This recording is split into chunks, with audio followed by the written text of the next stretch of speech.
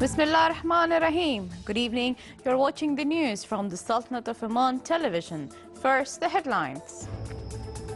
Fighting continues in the Syrian town of Ain al-Arab Kobane as Washington gains progress with Turkey for its participation in war against Daesh militant group. The World Health Organization announces Ebola killed more than 4,000 people and says only 25% is funded to its $1 billion appeal to fight the epidemic. And development project worth 920 million Omani riyals are awarded by the tendered board during the first 9 months of the year.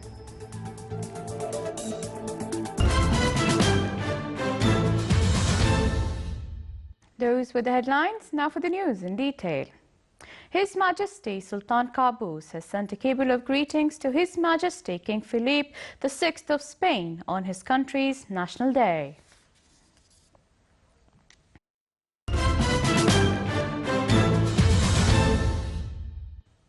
Fighting between militants of the so-called Islamic State and Kurdish fighters in the Syrian Kurdish town of Ain al-Arab Kobani continued as the militants pushed further into the town this week.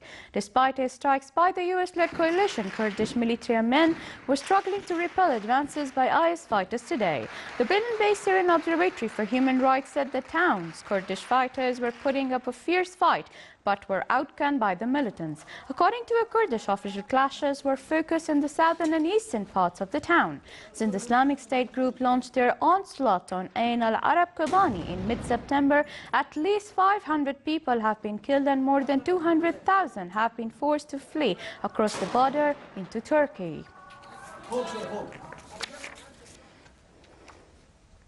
The White House emphasized the importance of quickly getting Turkish military help in the fight against Islamic State militants in Iraq and Syria, an issue that came to the front this week in the Syrian border town of Ain al-Arab Kobani.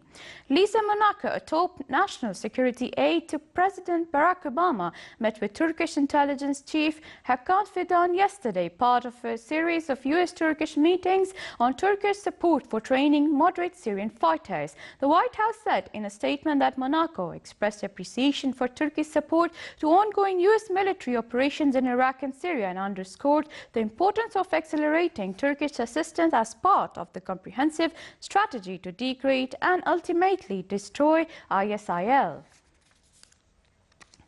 An explosion near a military checkpoint in Yemen's southeastern Hadramaut region killed 2 soldiers and injured 4 others, adding to a wave of attacks hitting the country. The blast took place on a public street in the city of Shibmam in Hadramaut, a local official said, adding that Al-Qaeda in the Arabian Peninsula or its affiliate Ansar al-Sharia is believed to be responsible on Thursday. An explosion and gun attack by Al-Qaeda in the coastal Burum region of Hadramaut killed at least 20 soldiers, while a suicide bombing in Sana'a by the same group killed at least 47. A $1 billion United Nations appeal to fight Ebola has only been 25% funded, and senior UN officials warned that no country was safe as the world faced a crisis with staggering potential. It is the most extraordinary challenge that the world could possibly face, said Dr. David Nabarro, who is heading the UN response to the Ebola epidemic. Brazil says man under observation for Ebola tests negative. Brazil's health ministry said on Saturday a man under observation for a possible case of Ebola has tested negative for the disease. The epidemic has killed more than 4,000 people since March. US maker of experimental Ebola drug ZMapp seeks to boost output. California-based MAP Biopharmaceutical Incorporation is making progress in efforts to boost production of the experimental Ebola treatment ZMapp as the deadly virus continues to spread through West Africa and beyond. Hundreds of student activists camped overnight at major protest sites in Hong Kong as the democracy movement sought to regather momentum after the government called off talks with its leader aimed to defusing unrest in the global financial hub. Hong Kong Chief Secretary Carrie Lam said that the government had called off talks with the students because of their persistent calls to escalate action. Chinese Prime Minister Li Keqiang warns that protests erupting in Hong Kong put the region's prosperity at stake. In rebuff to protesters calling for freedom to choose the territory's next chief, he says, since the return of the Hong Kong, the central government has always applied the guideline of one land, two systems. Concluding a two-day meeting of the world's top 20 major economies, finance ministers and central bank governors, Australian Treasurer Joe Hockey insisted that the G20 group was optimistic about the global economic outlook. During the closing remarks of the summit in Washington yesterday, Hockey acknowledged forecasts from the World Bank and the International Monetary Fund had been cut from previous figures, but Hockey said G20 nations were on track for a 1.8% increase in the growth of GDP and was hopeful that more gains could be made in the run-up to the G20 Brisbane summit in a month's time. The 20 members, which represent over 80% of global economic output, set a goal earlier this year to raise their collective gross domestic product by 2% by 2018 by sparking private sector investment and employment. Stay tuned because still to come in our news bulletin. 19 people are killed in a landslide in Yan'an City, northwest China's Zhanji province.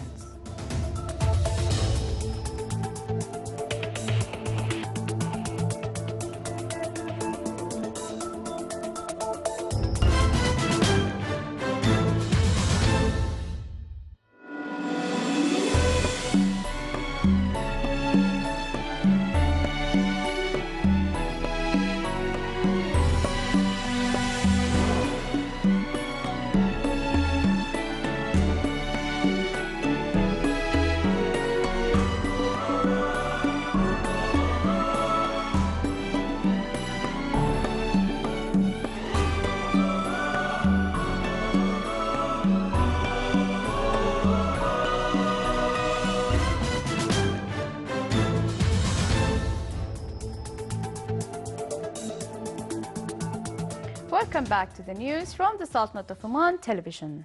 More than 920 million Omani riyals was the value of projects awarded by the tender board during the first 9 months of the current year, compared to 1.5 billion riyals during the same period in 2013. The increase in the value of tenders awarded last year was attributed to awarding vital projects in road sector, including the 3rd, 4th, 5th and the 6th packages of Batna Express Road at a total cost of 515 million Omani riyals.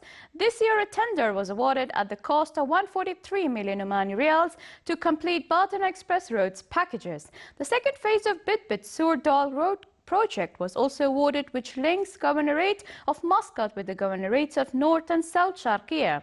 The last quarter of the current year carries also expectations to award some economic and development projects to achieve comprehensive development being witnessed by the Sultanate.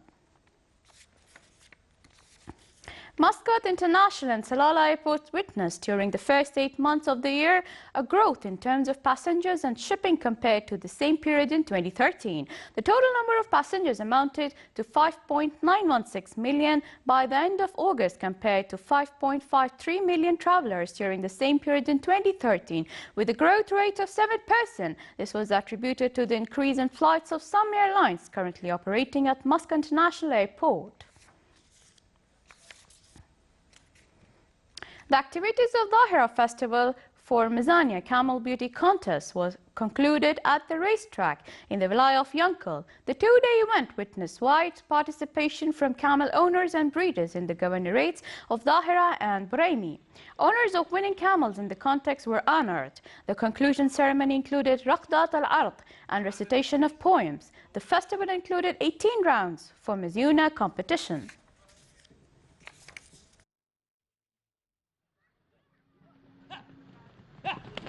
امتياز للشيخ محمد بن رقم 5.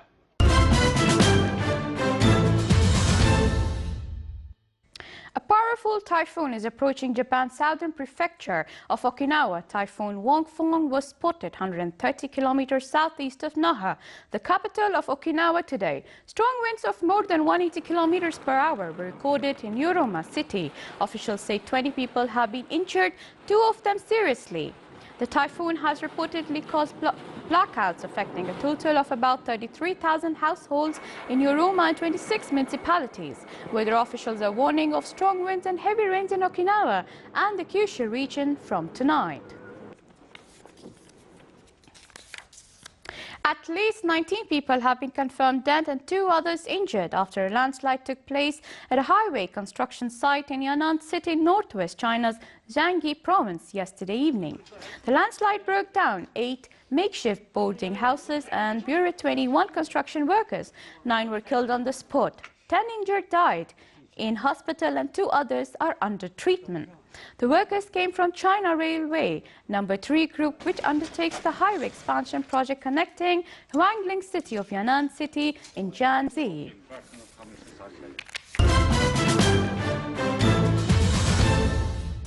Now, the forecast. Clear skies will prevail over the Sultanate with chances of scattered rain over the Hajar Mountains and the nearby areas. The coastal areas of the Governorate of Dhofar will have partly cloudy skies with chances of scattered rain. Winds will be northeasterly light to moderate along the coastal areas of Sea of Oman, while it will be southerly to southeasterly light to moderate over the rest of the Sultanate. Seas along the slide with the maximum wave height of 1.5 meters.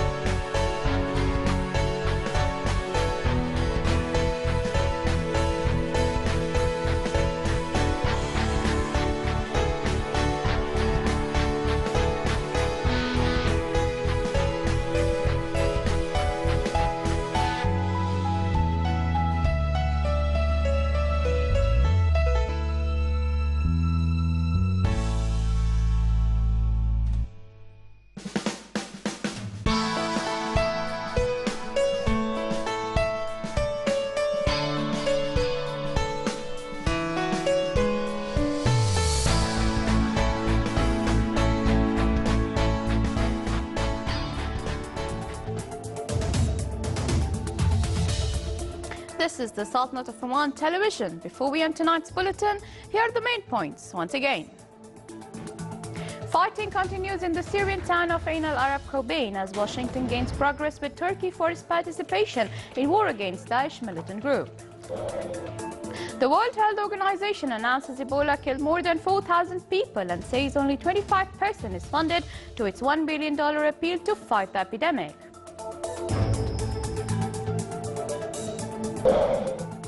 And development project worth 920 million Omani riyals are awarded by the tender board during the first 9 months of the year. With that, we come to the end of tonight's news bulletin. From all of us at the newsroom and the studio, thank you for watching and good night.